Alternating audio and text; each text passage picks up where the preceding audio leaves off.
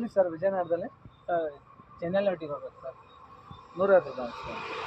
120 ರೂಪಾಯಿ ತಾಗಿತ್ತು ಸರ್. ಇಲ್ಲ ಸರ್ ಆಗಲ್ಲ, ಆ ಕಡೆಯಿಂದ ಖಾಲಿ ಬರ್ಬೇಕಾದ್ರೆ ಸರ್. ಏನು ಸರ್ ನಾವು ಕುಡ್ದಿದ್ದೀವಿ ಅಂತ ಈ ಥರ ಕೇಳ್ತಿದ್ದೀರಾ? ಇಲ್ಲ ಸರ್ ಅಂತ ನಾವು ಕೇಳ್ತಾ ಇಲ್ಲ, ನಮ್ಮ ಬಾಡಿಗೆ ನಾವು ಕೇಳ್ತಾ ಇದ್ದೀವಿ ಸರ್. ಅಷ್ಟೇ ಸರ್, ಅಷ್ಟೇ ಬರೀ ಸರ್. ಓಕೆ ಸರಿ, ಥ್ಯಾಂಕ್ ಯು.